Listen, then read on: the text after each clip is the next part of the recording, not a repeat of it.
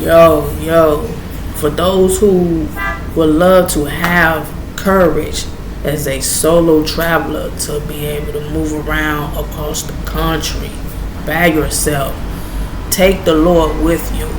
Take the Lord with you. And that's not saying to fret or worry. That means that you're covered. You're insured spiritually by God, that will protect you, lead you, and provide all your needs while you're doing these things. And especially if you're willing to travel with good means, positive motives. Now, with that being, this is my first time ever. And this is not to say just for females or just for men. You know, I mean, men and women as solo travelers need to be careful and take precautions. It's not okay. Well, if you're a guy that's a solo traveler, you have a better chance of being more safer than a woman. That's a life on the pits of hell. No. If you a man or a woman, you know, you still need to be precaution and take it easy when you're traveling through different countries and stuff. Now, me, this is my first time traveling out the country, and this is my first time being in Jamaica. I love it. I'm totally willing to come back on the next trip, but I need to follow what I was gonna plan to do to meet other places and stuff like that. But I feel at home. But let me just say this: a lot of people want to travel to countries and they want to do everything. They want to go here, they want to go there in 2 or 3 days. Me, I had already had in my mind what I was going to do when I'm out here for 5 days, 4 nights. So, first of all, since this is the first time me ever traveling out the country, I chose to take it easy. I didn't go nowhere. I just stayed in one spot. Why? Because I want to get the feel of the environment first. I want to get the feel of the people. I want to get the feel of a certain area that's close to the airport before I go further off into the country, before I go all off into the parish or the cities in Jamaica. I didn't feel that comfortable going that deep off into the country unless I know somebody. You know, and I'm not saying that people shouldn't do that, but that's me. You know, now that I've got the feel of the place and I've met a couple of people, they was cool. Big ups to Easton. I'm just calling him Easton. He was cool. He was awesome. And I was talking to him about the Rastafarians, which are a rare in the cities in Jamaica. They're secluded into the Blue Mountains, which is understanding on why they're separated. They even have their own colors. Now, I didn't know that. So I was like, I want to meet a Rastafarian. And sure enough, as me being the only one downtown Kingston with dreadlocks, and even with the beanie head, everybody was respecting me as if I was a Rastafarian, a princess, they say. And so I'm not a false flag. I just love the style, and I'm a Nazarite, which they believe in the book of Numbers, chapter 6, about the dreadlocks. But what they in particular call themselves is not what I call myself. I'm not a Rastafarian. So when people look at me as one, I try to be respectful about that.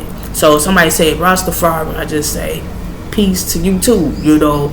But as I'm talking to Easton about it, showing up, a Rastafarian come walking up, and he was saying something. I couldn't understand what he was saying, but Easton knew what he was saying. He was like, "You hear what he's saying?" I was like, "No." He was like, "He's calling you princess."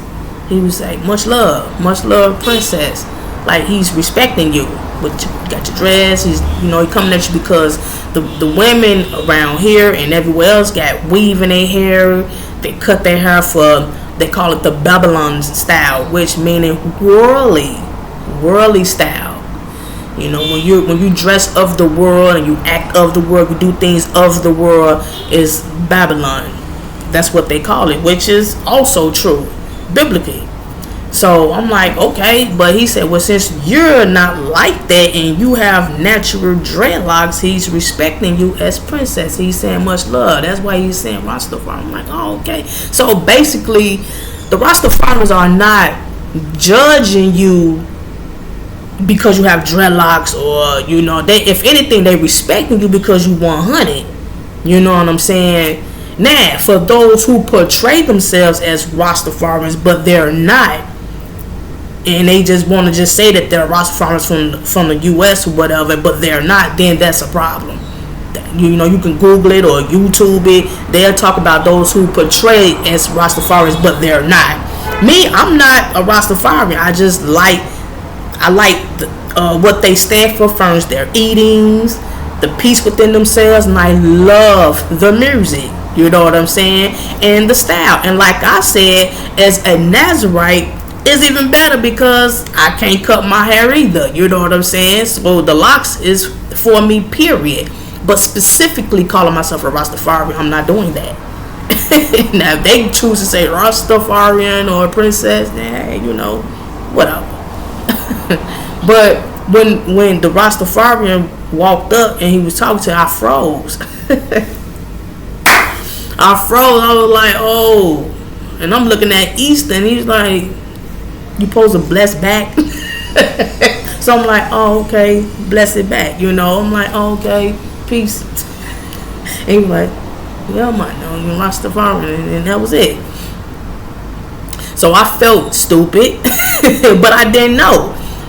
You know, just like if Easton was to come to America and we over here on 63rd somewhere or 39th, where it used to be horrible at on 39th, where it's not no more, but I just say 63rd, and he over here and he talking about some BD, GD, and he ain't BD or GD or what, he just doing it to fit in.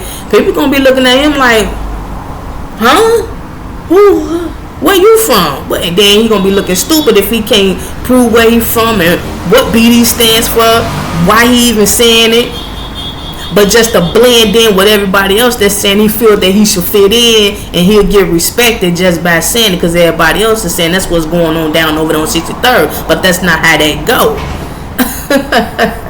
So with me, I try to take precaution when I'm around people and how they do their thing.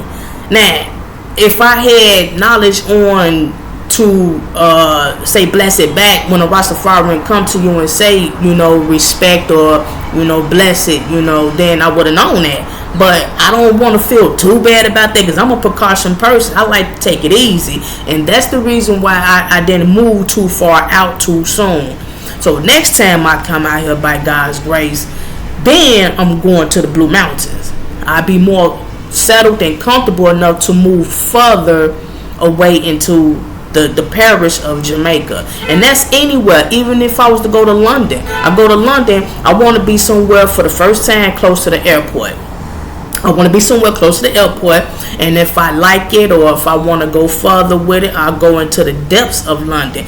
That's how I choose to travel. Me seeing the London Bridge or me going to see the Bob Marley Museum, plenty of time to see that if it's God's will. But see, I'm a different traveler. I'm just doing this just to have the opportunity to get out and be at peace within myself, be around a different environment, and because I have the privilege to travel outside the country. A lot of people don't have the privilege, and a lot of people don't even want to do it because they're timid about it, which is their choice. But I'm about freedom. I like to move around. I like to do different things, and I'm living. But this is the way I choose to travel. This is the way I choose to do it while I'm traveling. This is just me. I'm not bored or none of that. I'm just taking it easy breezy, you know. But at the same time, someone was asking, "Are you having fun?" Yes, I am. Just for the simple fact that I'm even out here chilling. Ain't nobody bothering me. I ain't bothering them. You know, I've been in this nice hotel, with the balcony and two 55-inch. think they 55-inch screen TVs, one in the living room and one in the room, because I got a suite. So everything is proper, you know what I'm saying? So I was able to carry on with my Red Bulls. I was able to bring my seltzer water, only one bottle bust on the way here. But yeah, so I was able to have plenty of water, and breakfast was free. So I ate that, steamed cabbage and plantain and Blue Mountain coffee. I'm enjoying it, you know what I'm saying? I'm by myself, ain't nobody bothering me. I ain't bothering nobody pressure me to go do this and do that, you know what I'm saying? I'm good. Will I come back out here? Definitely. That's why I'm saying I think I may book again within like maybe a year. I may book it again, you know what I'm saying? Same hotel, but this time I may take it further back, taking a trip out to the Blue Mountains.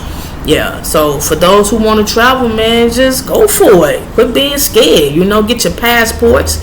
You know, you may have to go through some things to get there if you ain't got the right documents already. And you got to wait on that. That may take 2-3 months to get your passport, because that's just how they system rolls. So if you want to book something, book it after you get your passport. Don't book nothing before you get it. After you get that passport in that mail, boom, you straight. And when you prepare for getting the passport, people, I tell people to always get both. Get the card and the pass, the book, the pass with it's two. You got the card for like Canada, Mexico, or like by sea, and then you have the passport book for international, like flying across out to another country. So I tell people, when you apply for passports, don't just apply for one or the other. Get both. You might as well just go on and put up an extra $40 and get both. You may want to go to Mexico. You may want to go to London. You got both cards. So yeah, you know, you want to have the privilege to be able to live and enjoy life. You know what I'm saying? You work, you put up with your co-workers, your annoying supervisors and all this. You need a break. You're not really able to get a normal break even on your days off. Book a flight. Save your money and go. Who gonna stop you? Go. Real talk. Enjoy life, people. This is your girl Kazaya, also known as KK, coming at you, letting you know that I am having a nice time and I'm on my way home. God bless and shalom.